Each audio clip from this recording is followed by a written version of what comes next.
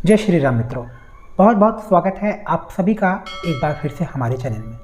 आज की वीडियो में मैं आपके कुछ प्रश्नों का जवाब दूंगा जो अधिकतर आप मुझे कमेंट्स में पूछते हैं। आपके अधिकतर प्रश्न भोजन को और योग से जुड़े हुए होते हैं कि हम योग के कितनी देर बाद भोजन करें या भोजन करने के कितनी देर बाद हम योग का अभ्यास करें, आसनों का अभ्यास करें। तो इसी विषय पर आज मैं चर्चा करूँगा।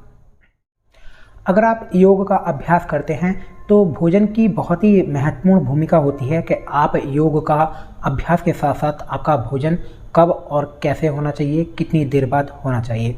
योग की देन भारत की देन है और भारत की भूमि पर प्राचीन समय से ही हमारे ऋषि मुनि सुबह के समय योग का अभ्यास करते आए हैं और योग करने के लिए सुबह का समय सबसे अनुकूल होता है। सुबह के समय वातावरण बहुत ज़्यादा शुद्ध होता है। ब्रह्म मुहूर्त में या ब्रह्म मुहूर्त के थोड़ा सा बाद 7 से 8 बजे भी आप योग का अभ्यास कर सकते हैं। यह समय भी योग का अभ्यास करने के लिए बहुत ही ज़्यादा महत्वपूर्ण होता है। योग के आसनों का अभ्यास आप थोड़ा देर से भी कर सकते हैं, जैसे 7 से 8, 8 से 9 बजे अगर आपके पास इस समय है तो आप इस समय भी योग आसनों का अभ्यास कर सकते हैं।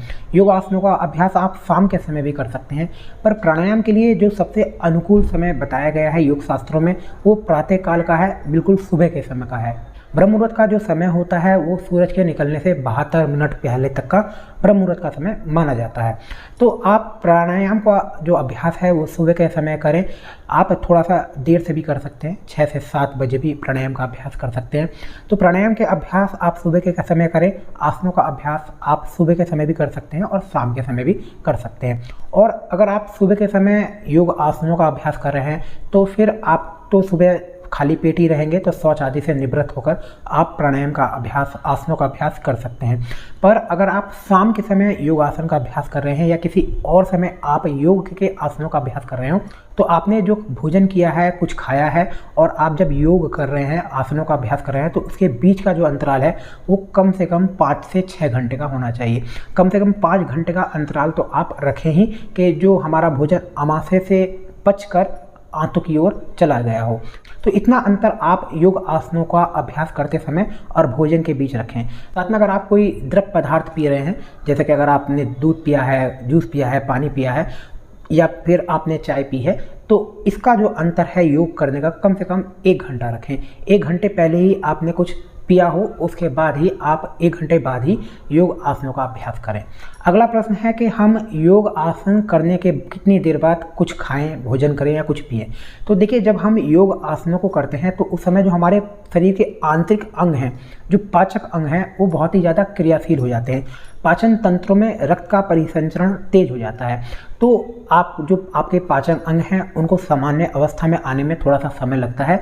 तो आप योग आसन का अभ्यास करने के बाद कम से कम 5 से 10 मिनट का शवासन कर लें और आप कम से कम 15 से 20 मिनट, अगर आपके पास कम समय है तो कम से कम 15 से 20 मिनट का अंतराल रखें आप कुछ खाने या पीने के लिए। और अगर आपके पास थोड़ा अधिक समय है तो कम से कम आप 25 से 30 मिनट का, लगभग आधा घंटे का अंतर रखें।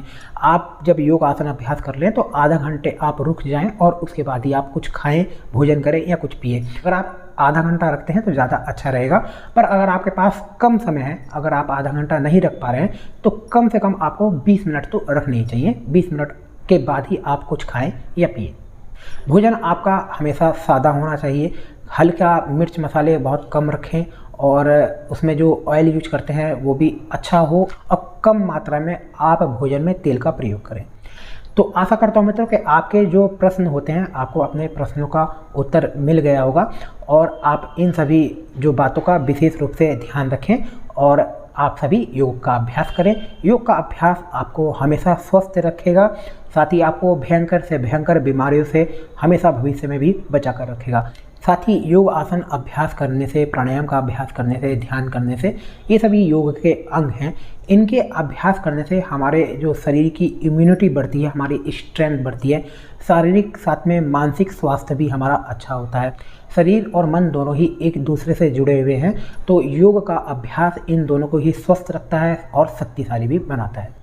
तो मैं मिलता हूँ आपको फिर से किसी नई वीडियो में, किसी नए यौगिक अभ्यास के साथ, किसी नए टॉपिक के साथ। जब तक के लिए जय श्री राम।